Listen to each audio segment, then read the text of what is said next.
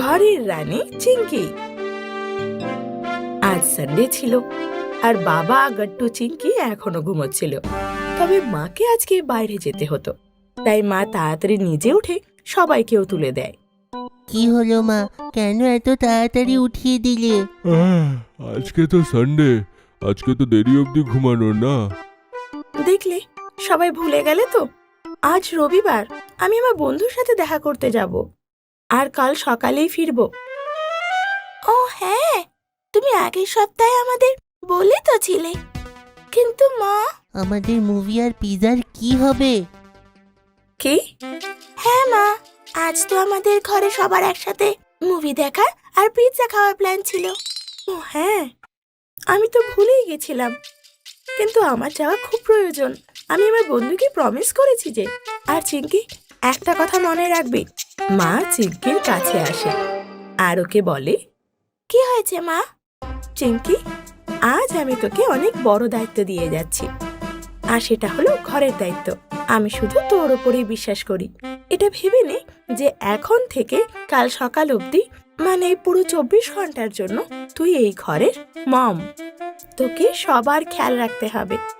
মায়ের এই কথা শুনে চিঙ্কি খুব খুশি হয়ে যায়। কি সত্যি? তার মানে গট্টু আর বাবাকে আমার সব কথা মানতে হবে, কারণ আমি মম হব। হ্যাঁ চিঙ্কি মা, তবে তোমাকে ভালো করে নিজের দায়িত্ব পালন করতে হবে। ওকে মা। এটা বলে মা ঘর থেকে চলে যায়।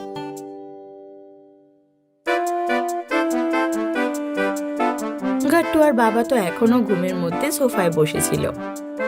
এটা দেখে চিঙ্কি দৌড়ে মায়ের রুমে যায় আর মায়ের একটা ওড়না নিয়ে বাইরে আসে। আরে চিঙ্কি, তুমি এটা কি করছো? গট্টু, এবার কাল সকাল অবধি মম আমি, আর তোমাদের দুজনকে আমার কথা শুনতে হবে। এটা বলে চিঙ্কি ওড়নাটাকে এভাবে একেবারে বেঁধে নেয়, যেমন মা বাঁধে। তারপর বাবা আর গট্টুকে বলে, গট্টু চল ওঠ, উঠে আমাদের রুমটা পরিষ্কার করে নে।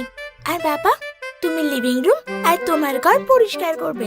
সকালে উঠে সবার আগে আমাদের ঘর পরিষ্কার করতে হবে। মাও তো এটাই করে। আমি ততক্ষণে কিচেনে গিয়ে খাবার বানাই। ওহো, মনে হয় আজকে চিঙ্কি আমাদের দিয়ে খুব কাজ করাবে গট্টু। আর আমাদের করতেও হবে বাবা, কারণ মা দায়িত্ব নিজে চিঙ্কিকে দিয়েছে। বাবা আর গট্টু তখনই চিঙ্কির বলা সব কাজ করতে শুরু করে দেয়।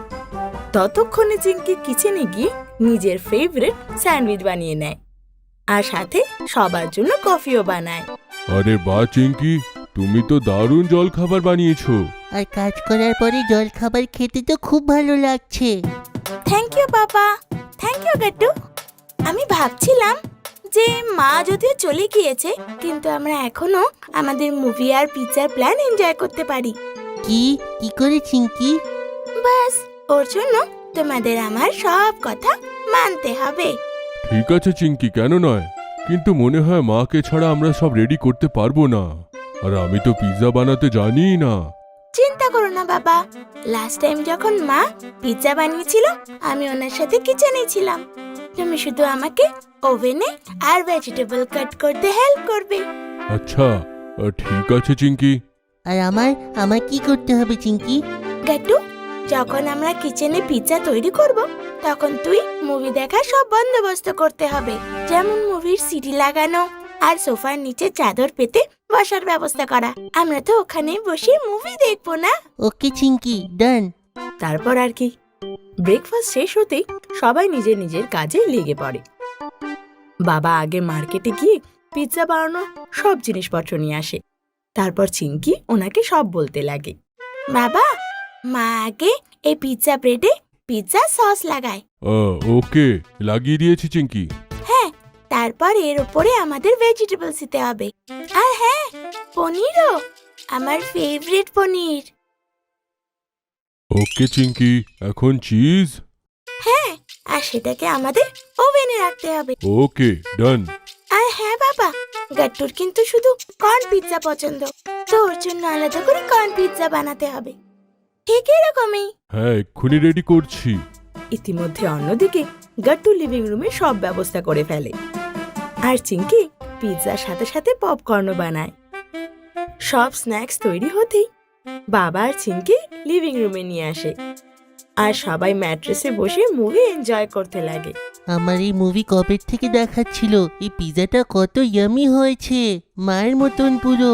হ্যাঁ হ্যাঁ, চিঙ্কি বানিয়েছে যে, ভালো তো হবেই। থ্যাংক ইউ বাবা আর গাট্টু।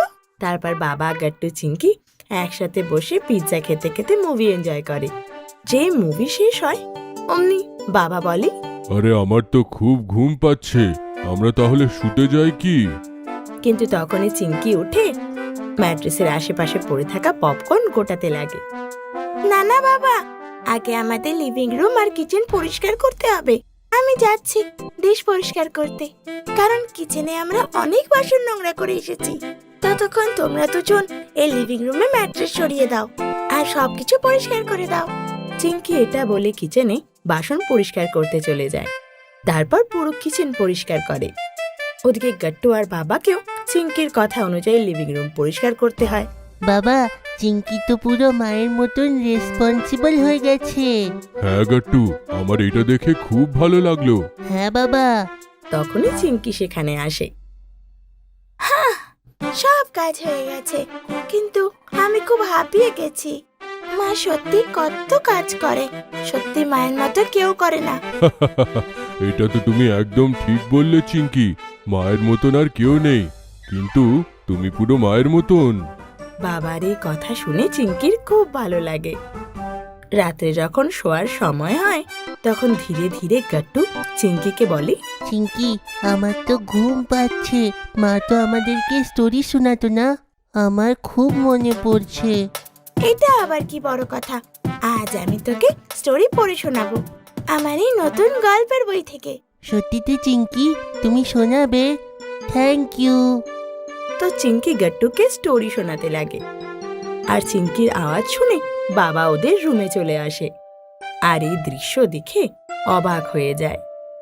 আরে বাহ, এগুলো কি হচ্ছে এখানে?